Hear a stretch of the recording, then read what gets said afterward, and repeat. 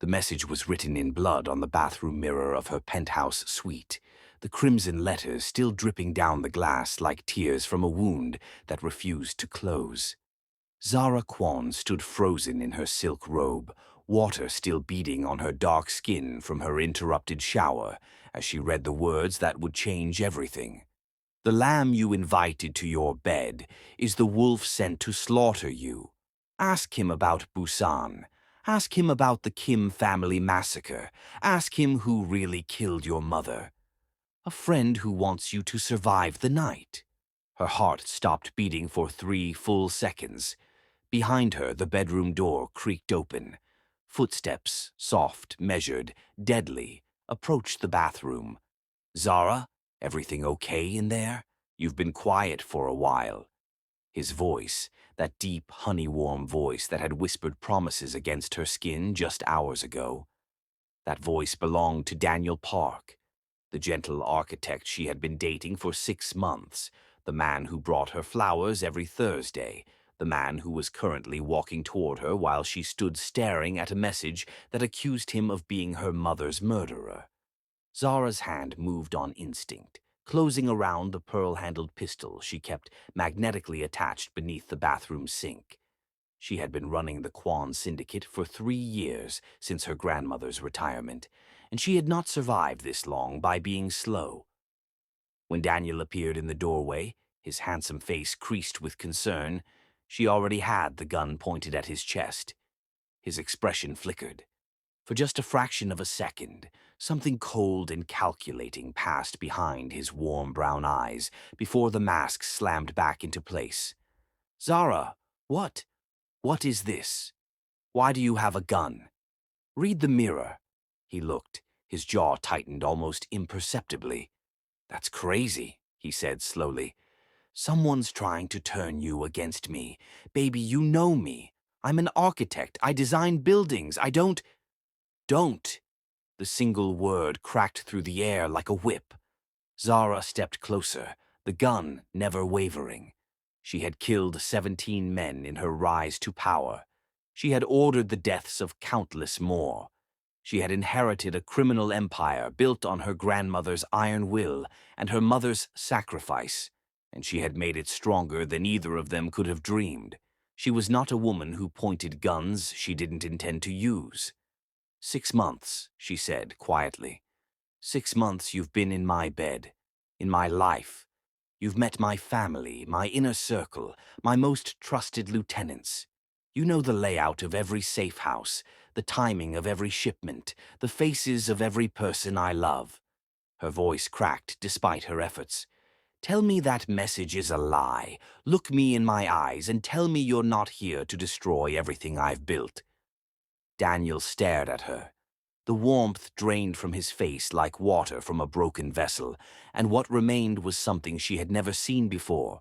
Something cold, something ancient, something dangerous. I can't tell you that, he said, because it would be a lie. Before we continue, subscribe if stories like this matter to you, and let me know where you're watching from. They said this channel wouldn't survive.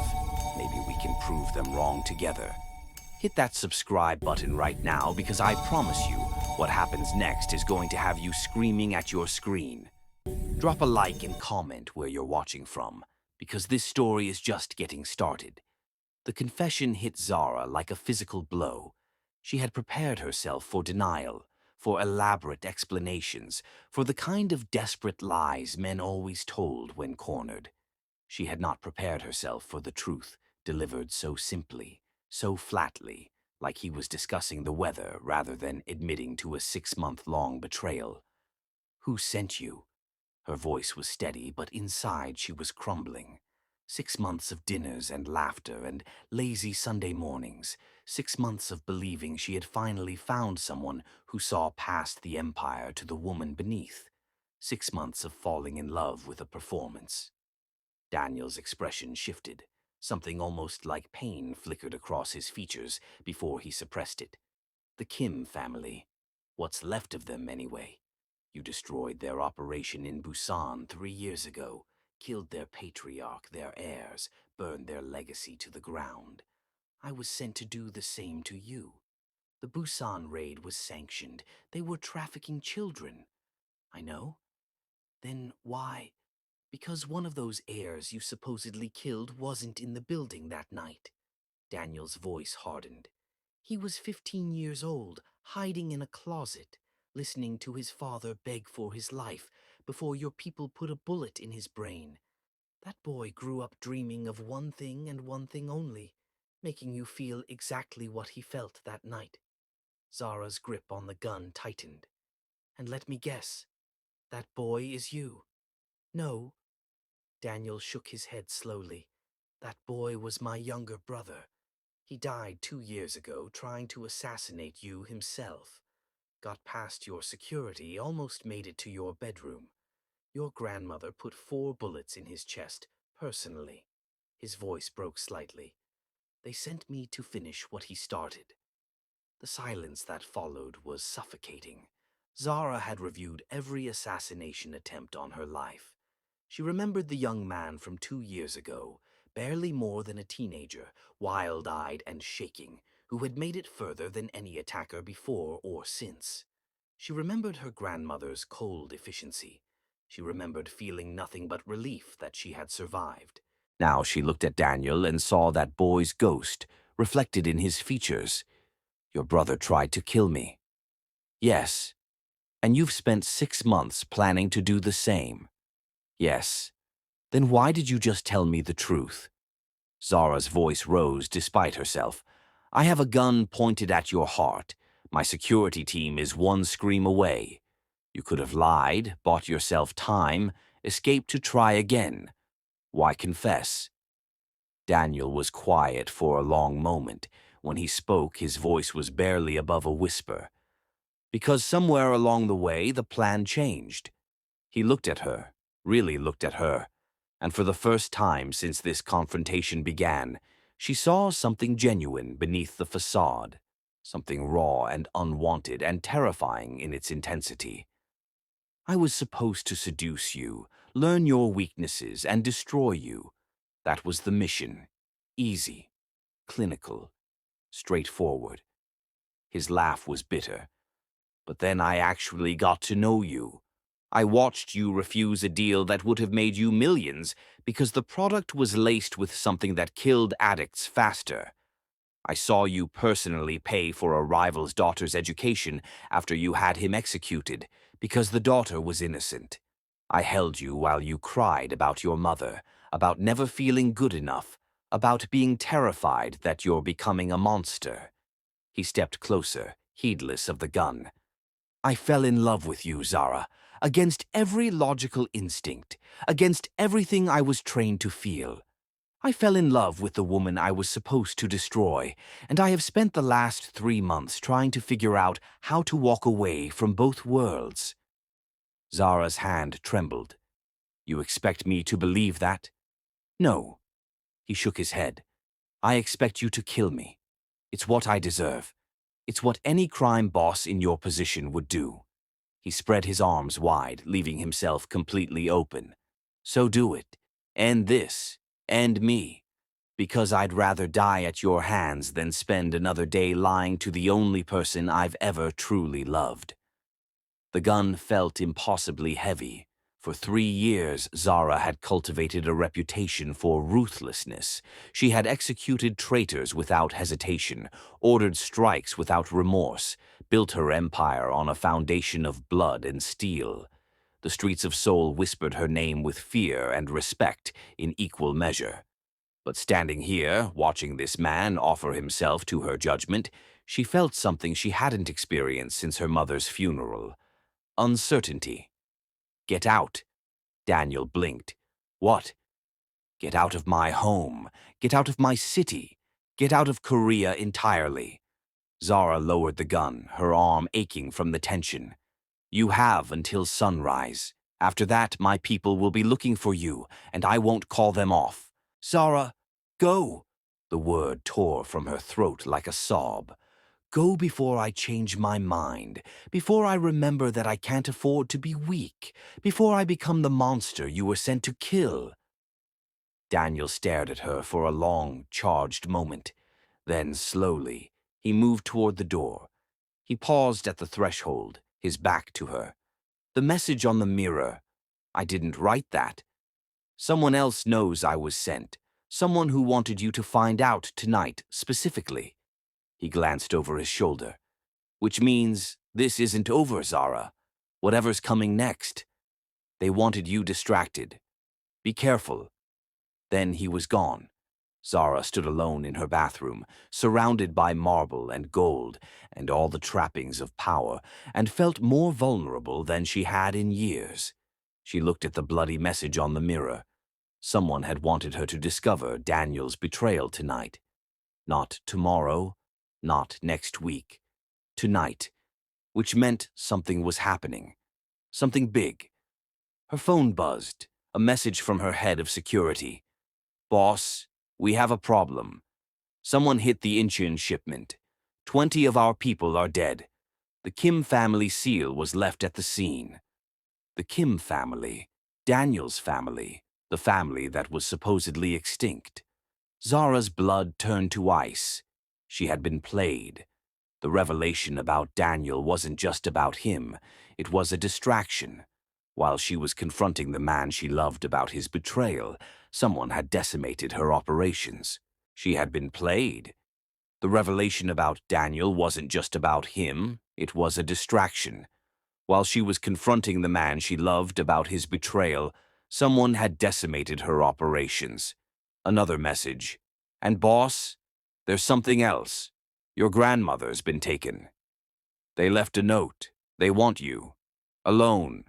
No weapons. Midnight. The old shipping yard in Busan. The old shipping yard, where the Kim family massacre had happened 3 years ago. This wasn't just a war. This was a reckoning. 3 hours later, Zara stood in the war room of her underground headquarters, surrounded by the men and women who had sworn their lives to her cause. Screens covered the walls, displaying surveillance footage, tactical maps, and the faces of their enemies. The attack on Incheon was surgical, her head of security reported. His name was Marcus, a massive Nigerian-American man who had served in special forces before finding his way into Zara's employment. They knew exactly when and where to strike, knew our routes, our numbers, our response times. Inside information, Zara said flatly. Has to be. Daniel? Marcus hesitated. Possibly. But boss, the timing doesn't add up. He would have needed to transmit that intel before you confronted him, which means someone else has been feeding them information. Zara rubbed her temples. Someone we haven't identified yet. The room fell silent. What about my grandmother? Alive, as far as we can tell. They sent proof of life, a video. She's restrained but unharmed. Marcus pulled up the footage on the main screen. Grandmother Kwon, 83 years old, white-haired and terrifying even in captivity, sat bound to a chair in what appeared to be an abandoned warehouse. Her eyes were sharp despite her age, and she spoke directly into the camera. Zara, if you're watching this, don't come. It's a trap. They want you dead more than they want me alive. Whatever happened with that boy, don't let it cloud your judgment. You're the head of this family now. Act like it. Let me die if you have to. The video ended. Zara's hands clenched into fists. She's my grandmother. She's also right, Marcus said gently. Boss, walking into Busan alone is suicide. Then I'll make sure to die slowly enough to take them with me. Zara, that woman raised me when my mother was murdered. She built everything I have. She made me who I am. Zara's voice was steel. I'm not leaving her to die in the same place where this all started. Then we go with you. No. Zara shook her head. The demand was specific. Me. Alone. If they see a convoy approaching, they'll kill her before we reach the building. She looked around the room. I need you all here. Protect our people. Fortify our positions. If I don't come back, Marcus takes over operations. That's not a suggestion. It's my final order if this goes wrong. The room erupted in protests, but Zara silenced them with a raised hand. I've made my decision. She turned toward the door. Get me a car, unmarked. I leave in 20 minutes. She was almost to the exit when a familiar voice stopped her cold. You're not going alone. Daniel stood in the doorway, surrounded by her guards with weapons drawn. His hands were raised, but his expression was resolute. How did you get in here? Marcus demanded. The same way I've been getting information out for 6 months. I know every security gap in this compound. Daniel's eyes found Zara's. But I didn't come here to fight, I came to help. Why should I believe anything you say? Because the people who have your grandmother are the same people who sent me. And if they succeed in killing you tonight, they'll kill me next for failing my mission. He stepped forward, ignoring the guns tracking his movement. My brother is dead. My family is dead. The only reason I'm still breathing is because I was useful to them. The moment I stopped being useful, the moment you let me walk out of your apartment, they started making plans to dispose of me too. That's not my problem. No, but this is. They have something you don't know about. A weapon. Someone on the inside of your organization who's been feeding them intelligence for years, long before I ever arrived. Daniel's voice dropped. I was just the distraction. The real threat has been beside you this whole time. Zara's blood ran cold. Who? I don't know their name. I only know their code. Ghost. They've been embedded in your inner circle since before your mother died. Daniel paused meaningfully. In fact, they're the reason your mother died. The words hit like a physical blow. Zara's mother, Zara Kwon, had been killed 7 years ago in an attack that had been blamed on a rival syndicate. The perpetrators had been hunted down and destroyed. Justice had been served, or so they had thought. You're lying. I'm not. Ghost fed your enemies information about your mother's movements that night, the timing, the location, the security gaps. It was an inside job from the beginning, and Ghost was never identified because everyone assumed the mole died with the attacking crew. Zara's mind raced. 7 years of believing her mother's death had been avenged. 7 years of false closure. Prove it. Take me to Busan with you. Let me help you save your grandmother. In return, I'll give you everything I know about the operation against your family, including the last communication I had with Ghost. Daniel held out his phone. It's encrypted, but there's metadata, a timestamp, evidence that proves your mother's killer is still alive and still working against you. The room was deathly quiet. Zara looked at the man who had betrayed her, lied to her, confessed his love and his treachery in the same breath.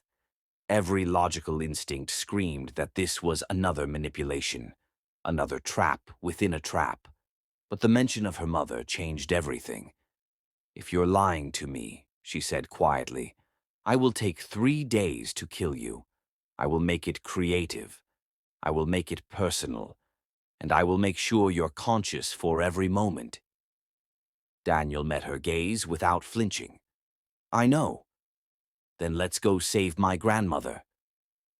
The drive to Busan took 4 hours. 4 hours of tense silence, of hands on weapons, of unspoken questions filling the car like poisonous gas. Zara sat in the passenger seat, watching the city lights give way to the darkness of the coastal highway. Daniel drove, his focus on the road, but she caught him glancing at her every few minutes. Stop looking at me. I'm checking that you haven't shot me yet. I haven't decided. More silence. Finally, Daniel spoke. The night I was supposed to report back on your security weaknesses, I told them you'd upgraded your systems. Gave them false information that made you seem harder to hit. It bought you 3 months. Am I supposed to thank you? No. I'm just trying to explain that even when I was working against you, I was looking for ways to protect you. I know it doesn't change what I did, but... You're right. It doesn't change anything. Zara's voice was hard. You lied to me every day for 6 months. Every kiss, every dinner, every moment of intimacy was part of a plan to destroy me. Love doesn't erase that, Daniel. Nothing erases that. I know. Then why are you here? Daniel was quiet for a long moment. Because when I was young, before the syndicate politics and the blood feuds, my grandmother used to tell me stories about my family's history. The Kims weren't always criminals. We were merchants, traders, honest people who got caught up in circumstances beyond our control. She said we lost ourselves when we chose revenge over redemption. He gripped the steering wheel tighter. I spent my whole life chasing vengeance for my brother, for my father, for everyone I lost, and when I finally got close enough to the woman responsible, I couldn't do it, because you weren't what I expected. You weren't a monster. You were a woman trying to survive in a world that gives people like us impossible choices. People like us? Outsiders. Halves. The ones who don't fully belong anywhere. His voice softened. I'm half Korean, half black, born to a Korean mother and a Nigerian father who died before I could walk. I never fit in Korea, never fit in Nigeria when I visited, never fit anywhere. The Kim family accepted me because I was useful, not because I belonged. You're the only person who ever made me feel like I could belong somewhere just by being myself. Zara said nothing. She understood that feeling, the specific loneliness of being between worlds, of being too African for Korea and too Korean for Africa, of being constantly questioned about her identity, her right to exist, her claim to power. She had built her empire as an answer to that loneliness, a place where she made the rules, where her identity wasn't a weakness but a weapon. And Daniel had understood that without her having to explain. It doesn't change what you did, she said finally. I know, but I understand why you did it. He looked at her then, a quick glance before his eyes returned to the road. Is that enough? I don't know yet. The old shipping yard loomed ahead, a graveyard of rusted containers and broken cranes silhouetted against the moonlit sea. 3 years ago, this place had been the center of the Kim family's human trafficking operation. Now it stood empty, haunted by the ghosts of that night's violence. And somewhere inside, her grandmother was waiting. Okay, we need to stop right here because this is the moment everything changes. Don't let the next chapter be a mystery. Subscribe now for more mafia romance drama and twists. I need you to hit that subscribe button right now. It's completely free, and I promise you the next part of this story is going to have your jaw on the floor. Drop a like if you're invested in this story, and comment below. Do you think Zara should trust Daniel? Let me know. Now let's see what happens when she walks into that trap. Zara approached the main warehouse alone, as instructed. Daniel had hidden himself 200 meters back, armed with a rifle and positioned to provide cover if things went wrong, which they almost certainly would. The warehouse doors stood open, creaking in the ocean wind. Zara stepped inside, her heels clicking against the concrete floor, every sense heightened to maximum alertness. The interior was vast and empty, except for a single pool of light in the center. Under that light sat her grandmother, still bound to her chair, still defiant despite the blood trickling from a cut above her eye. And standing behind her, face hidden by the shadows, was a figure Zara didn't immediately recognize. You came alone, the figure said. The voice was female, cultured, familiar in a way that made Zara's spine tighten. I wasn't sure you would. You have my grandmother. I didn't have a choice. There's always a choice. The figure stepped into the light. Zara's heart stopped. Standing before her was a woman in her 50s, elegant and composed, with features that were disturbingly familiar. High cheekbones, sharp eyes, dark skin with undertones of gold.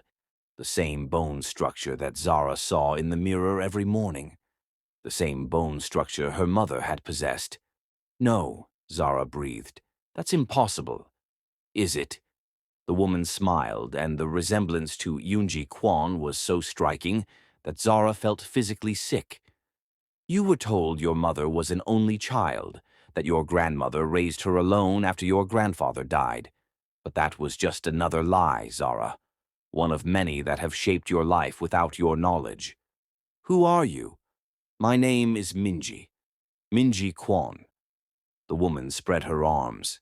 I'm your mother's twin sister, your aunt, the one who was erased from family records when I chose to marry a man your grandmother deemed unworthy. Zara looked at her grandmother, who had gone pale beneath her defiant expression. Is this true? The old woman's jaw tightened. She was dead to us, dead from the moment she chose that family over ours. The Kim family, Minji supplied helpfully. I married into the Kim family, Zara. The patriarch you had killed in this very building 3 years ago. He was my husband, the heirs who burned with him. They were my stepsons. The organization you've spent years dismantling. It was my home. The pieces clicked into place with horrifying clarity. Your ghost, Zara said. You've been working against us this whole time. Since before you were born. Minji's smile was bitter. Your grandmother excommunicated me for the crime of falling in love with the wrong man. Your mother inherited her hatred without question.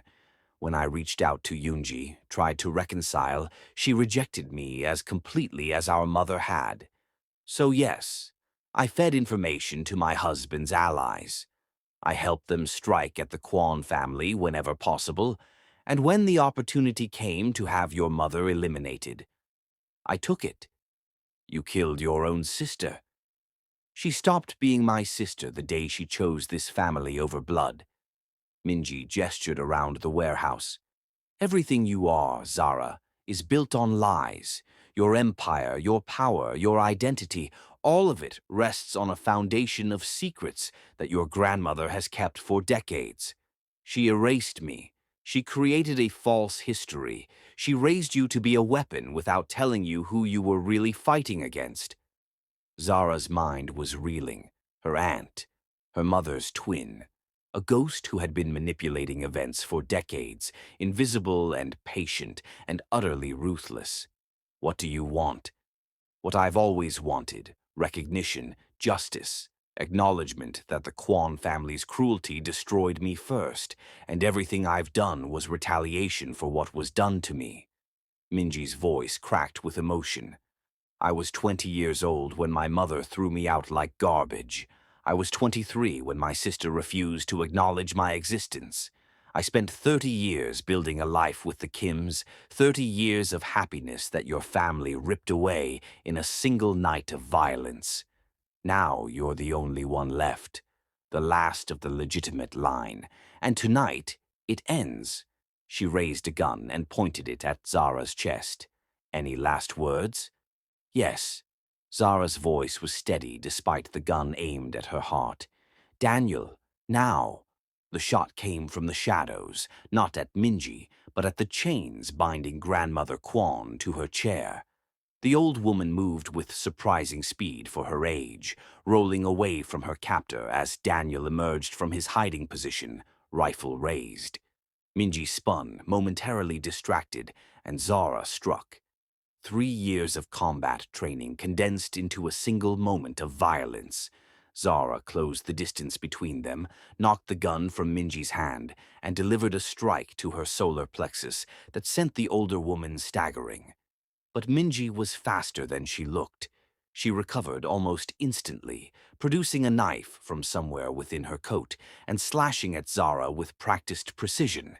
The blade caught Zara's arm, drawing blood, but the pain only sharpened her focus.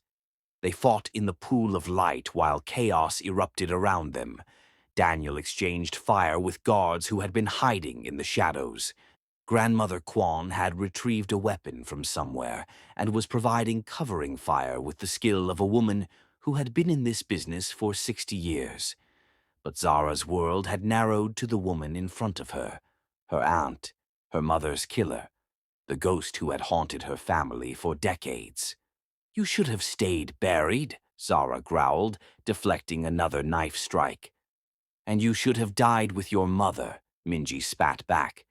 The night she was killed, you were supposed to be in that car with her. Did you know that? She was on her way to pick you up from school. If you hadn't stayed late for that ridiculous piano recital, the Kwon bloodline would have ended 7 years ago. The revelation staggered Zara momentarily, just long enough for Minji to land a blow that sent her crashing to the concrete floor. I've waited 30 years for this moment. Minji stood over her, knife raised. 30 years of watching your family prosper while mine was destroyed.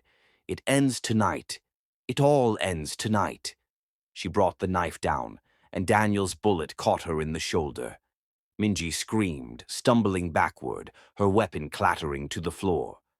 Before she could recover, Zara was on her feet, closing the distance, driving her knee into her aunt's stomach, and following with an elbow to the temple. Minji crumpled. In the sudden silence, Zara stood over the woman who had killed her mother, who had orchestrated decades of violence against her family, who represented everything she had been fighting without knowing. She picked up Minji's knife. "Wait," Daniel's voice stopped her. He approached slowly, his rifle lowered, his eyes fixed on her face. "I know what you're thinking. I know you want to end this right now, but if you kill her like this, unarmed, defeated, you become exactly what she accused your family of being. You become the cruelty that created her. She killed my mother, and your grandmother killed my brother, and someone before that killed someone else. It never ends, Zara. The cycle of revenge just keeps spinning, forever, until there's no one left to take another turn." He stepped closer. "You can break that cycle, right here, right now. You can be better than everyone who came before you." Zara looked at the knife in her hand, then at her aunt, unconscious at her feet, then at Daniel, the man who had been sent to destroy her, who had fallen in love with her instead, who was now asking her to show mercy to the woman who had orchestrated so much suffering. "And then what?" Her voice cracked. "I just let her go, after everything." "No, you let the authorities have her. The evidence of her involvement in the Kim family's trafficking operation, her connection to your mother's murder, it's all documented. Let her face justice, real justice, not the kind that comes from a knife in a dark warehouse. That's not how our world works." "Then change the world." Daniel's voice was fierce. "You're the head of the Kwon family, the most powerful crime syndicate in Seoul. If you decide that things work differently now, who's going to stop you?" Zara stood frozen at the crossroads of everything she had ever known. The knife was heavy in her hand. Minji's blood would be so easy to spill, so satisfying, so final. But Daniel's words echoed in her mind. The cycle never ends, not until someone chooses to break it. She thought about her mother, who had died perpetuating a hatred she had inherited. About her grandmother, whose cruelty had created the ghost that haunted them. About herself, 3 years into running an empire built on violence, exhausted and isolated, and desperately searching for something that felt like peace. She dropped the knife. "Restrain her," she said quietly. "We're taking her back to Seoul." Daniel's shoulders sagged with relief. "Thank you." "Don't thank me yet." Zara looked at him with eyes that still held pain, still held uncertainty. "We have a lot to discuss, you and I, starting with whether there's any possible future where I can trust you again. I'll spend the rest of my life earning that trust if you let me. We'll see." Grandmother Kwon approached, her face unreadable. She looked at her daughter's twin, unconscious on the ground, and something ancient and complicated passed through her expression. "You should have killed her," she said flatly. "Maybe." Zara met her grandmother's gaze. "But you should have told me she existed. You should have told me a lot of things." The old woman's jaw tightened. "I did what I thought was necessary to protect this family. And your secrets almost destroyed us." Zara shook her head. When we get back to Seoul, we're having a very long conversation about what else you've been hiding. No more lies, grandmother. Not from anyone. That's the new rule. For a long moment, the matriarch of the Kwon family said nothing. Then, slowly, she nodded. "You've grown," she said quietly. "Your mother would be proud." The words cut deeper than any knife. "But now we've reached the moment you've been waiting for. And trust me, you don't want to miss what comes next. Don't let the next chapter be a mystery. Subscribe now for more mafia romance drama and twists. Hit that subscribe button right now. It's free. Drop a like if this story has you on the edge of your seat, and comment below because I need to know what you think about Zara's choice. Now, let's see how this all ends. The aftermath of that night took months to untangle. Minji was handed over to authorities with a carefully curated package of evidence that connected her to human trafficking, murder for hire, and a dozen other charges that would keep her in prison for the rest of her natural life. The official story never mentioned her connection to the Kwon family, preserving the dynasty's public image while ensuring justice was served. The remaining Kim family loyalists scattered without their ghost to guide them. Those who remained in Seoul were offered a choice: fold into the Kwon organization under strict new rules, or leave Korea permanently. Most chose to leave. A few stayed, drawn by Zara's promise of a different kind of future, because that's what she built. Over the next year, Zara transformed the Kwon Syndicate into something unprecedented. She maintained their power, their territory, their influence, but she shifted their operations away from the violence that had defined her family for generations. Real estate, import and export, entertainment industry investments, legitimate businesses that still required the kind of ruthless efficiency she had been raised to wield, but didn't require blood. It wasn't easy. Some of her people resisted. A few had to be removed permanently. But gradually, the empire her grandmother had built on cruelty began to evolve into something her mother might have been proud of. And through it all, Daniel was there. Not as her lover, not at first. The trust between them had been shattered too completely for that. He lived in a separate residence. He worked for her organization as a consultant, using his architectural skills to redesign their properties and his insider knowledge to help dismantle what remained of the Kim infrastructure. But every day, he proved himself. He never lied to her again, not even about small things. He never hid information, never kept secrets, never gave her reason to doubt his word. When she pushed him away, he gave her space. When she pulled him close, he was gentle. It took 18 months before she kissed him again. They were standing on the rooftop of the Kwon headquarters, looking out over the Seoul skyline at dawn. The city sparkled beneath them like a galaxy of earthbound stars. "I should hate you," she said quietly. "Sometimes I try to. I remember everything you did, everything you admitted to, and I wait for the anger to come back." "Does it?" "Sometimes." She turned to face him.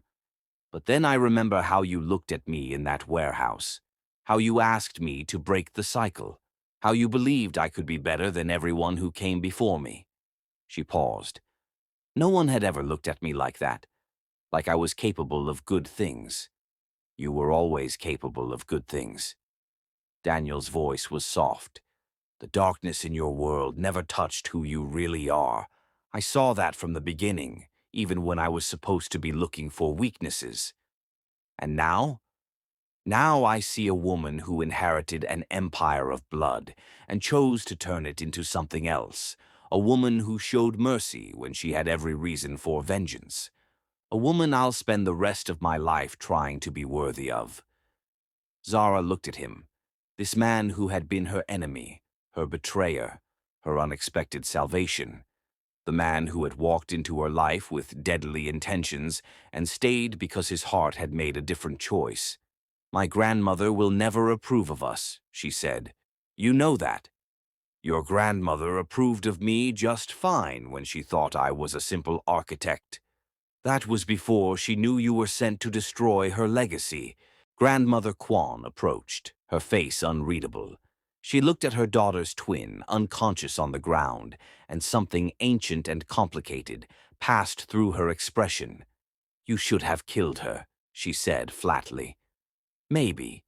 Zara met her grandmother's gaze. But you should have told me she existed. You should have told me a lot of things. The old woman's jaw tightened. I did what I thought was necessary to protect this family. And your secrets almost destroyed us. Zara shook her head. When we get back to Seoul, we're having a very long conversation about what else you've been hiding. No more lies, grandmother. Not from anyone. That's the new rule. For a long moment, the matriarch of the Kwon family said nothing. Then, slowly, she nodded. You've grown, she said quietly.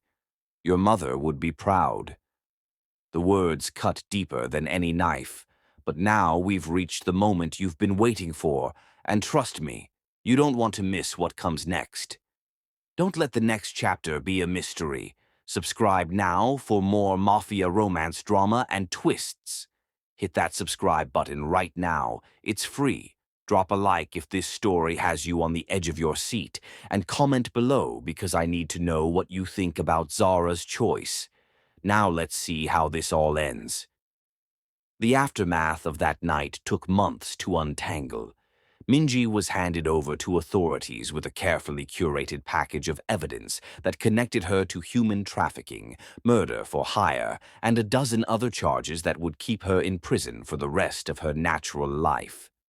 The official story never mentioned her connection to the Kwon family, preserving the dynasty's public image while ensuring justice was served. The remaining Kim family loyalists scattered without their ghost to guide them. Those who remained in Seoul were offered a choice: fold into the Kwon organization under strict new rules, or leave Korea permanently. Most chose to leave. A few stayed, drawn by Zara's promise of a different kind of future, because that's what she built. Over the next year, Zara transformed the Kwon syndicate into something unprecedented. She maintained their power, their territory, their influence. But she shifted their operations away from the violence that had defined her family for generations. Real estate, import and export, entertainment industry investments, legitimate businesses that still required the kind of ruthless efficiency she had been raised to wield, but didn't require blood. It wasn't easy. Some of her people resisted. A few had to be removed permanently. But gradually, the empire her grandmother had built on cruelty began to evolve into something her mother might have been proud of. And through it all, Daniel was there. Not as her lover, not at first.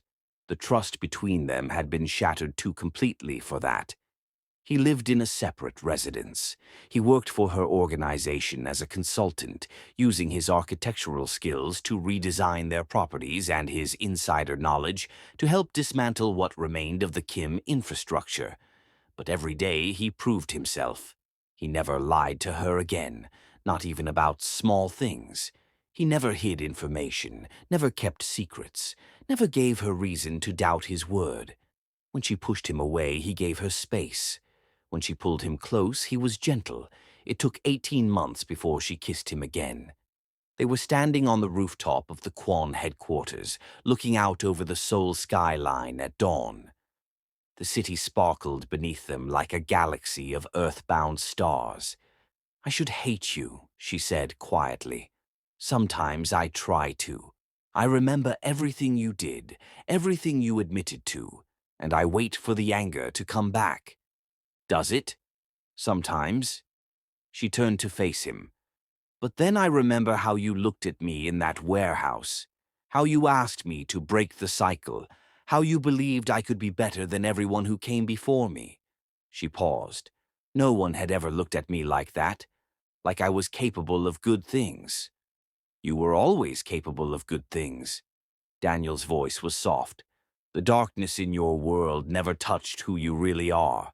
I saw that from the beginning, even when I was supposed to be looking for weaknesses. And now? Now I see a woman who inherited an empire of blood and chose to turn it into something else. A woman who showed mercy when she had every reason for vengeance. A woman I'll spend the rest of my life trying to be worthy of." Zara looked at him. This man who had been her enemy, her betrayer, her unexpected salvation. The man who had walked into her life with deadly intentions and stayed because his heart had made a different choice. "My grandmother will never approve of us," she said. "You know that. Your grandmother approved of me just fine when she thought I was a simple architect. That was before she knew you were sent to destroy her legacy." Daniel smiled slightly. "I'm very charming. I'm sure I can win her over eventually." Despite everything, Zara laughed. It felt strange, light and foreign, a sound she hadn't made in too long. "You're impossible," she said, "and you're magnificent." He reached for her hand, his fingers intertwining with hers. "Whatever comes next, whatever new enemies or old ghosts try to tear us apart, I'm not going anywhere, not unless you tell me to." Zara considered his words, considered everything they had survived to reach this moment, considered the future stretching out before them, uncertain and dangerous and somehow full of possibility. "Stay," she said simply. Daniel's answering smile was everything. And when he kissed her on that rooftop, with the sun rising over Seoul and the ghosts of the past finally beginning to fade, Zara allowed herself to believe in something she had never expected to find. A love story. Her love story. And yeah, he was her man. 6 months after that rooftop kiss, the Seoul crime world gathered for an unprecedented event. The wedding of Zara Kwon, head of the most powerful syndicate in Asia, to Daniel Park, the reformed agent who had tried to destroy her. The ceremony took place in a traditional Korean venue with subtle touches of Nigerian heritage, Zara's way of honoring both sides of her identity. Guests included crime lords and CEOs, politicians and artists, everyone who had a stake in the new order that Zara had created. Grandmother Kwon sat in the front row, her expression unreadable, but her presence a tacit blessing that had been hard-won over months of difficult conversations. Sunmi, Daniel's younger cousin who had been raised alongside him in the Kim family before escaping their influence, served as his best woman, a visible symbol of reconciliation between the two families. And standing at the altar, watching his bride approach in a stunning fusion gown of white silk and traditional African beading, Daniel looked like a man who couldn't believe his luck. "You came," he whispered when she reached him. "Did you think I wouldn't? I thought you might come to your senses at the last minute." Zara smiled, a real smile, the kind that transformed her fierce features into something radiant. "I came to my senses the night I let you live. Everything since then has just been following through." The ceremony was brief but moving. They exchanged vows that spoke of broken trust, rebuilt, of darkness transformed, of choosing each other against all odds. When the officiant pronounced them married, the crowd erupted in applause that seemed to shake the building. But the moment that stayed with Zara forever came later that night. The reception was winding down. Most guests had left. Daniel found her alone on a balcony overlooking the gardens, a glass of champagne in her hand and a contemplative expression on her face. "What are you thinking about?" he asked, slipping his arms around her from behind. "Everything that had to go wrong for us to end up here." She leaned back into his embrace. "Your family's destruction, my mother's murder, your mission to kill me, that bloody message on my bathroom mirror." She shook her head. "If any single piece had been different, we never would have found each other." "Regrets?" "No." She turned in his arms to face him. "For the first time in my life, no regrets, just amazement. That this is where the story led, that this is who I get to be now." "And who is that?" "Someone who chose love over legacy. Someone who decided the cycle could end with her." She touched his face gently. Someone who looked at the man who betrayed her and saw someone worth saving. Daniel's eyes glistened. I don't deserve you. Probably not. Her smile was teasing. But you're mine anyway, and I don't share. He laughed, pulling her closer. I wouldn't dream of it. They stayed on that balcony until dawn, wrapped in each other's arms, watching the stars give way to sunrise over the city they now ruled together. The Kwon Park dynasty, as it would come to be known, became legendary in the years that followed. They expanded their legitimate enterprises across Asia and beyond. They used their power to protect the vulnerable, to dismantle trafficking networks, to prove that strength didn't have to mean cruelty. They had 3 children, 2 daughters and a son, who inherited their parents' fierce intelligence and stronger moral compass, who grew up knowing both Korean and Nigerian traditions, both worlds celebrated equally, never having to choose. And every year, on the anniversary of the night that changed everything, Zara and Daniel returned to that old shipping warehouse in Busan. They stood in the place where their broken paths had finally converged, remembering the blood that had been spilled and the choices that had been made. Do you ever wonder what would have happened if you'd pulled the trigger that night? Daniel asked during one such visit. Every day, Zara admitted, and every day I'm grateful I didn't. Because you love me? Because I love who I became by choosing mercy. She squeezed his hand. And yes, also because I love you. Daniel smiled and kissed her forehead. I'm the Mafia Girl Boss's man, and I couldn't be prouder. Damn right you are. And as they walked out of the warehouse together, leaving the ghosts of the past behind, Zara Kwon realized that the greatest power she had ever possessed wasn't her empire, her wealth, or her reputation. It was the ability to choose her own ending, and she had chosen well.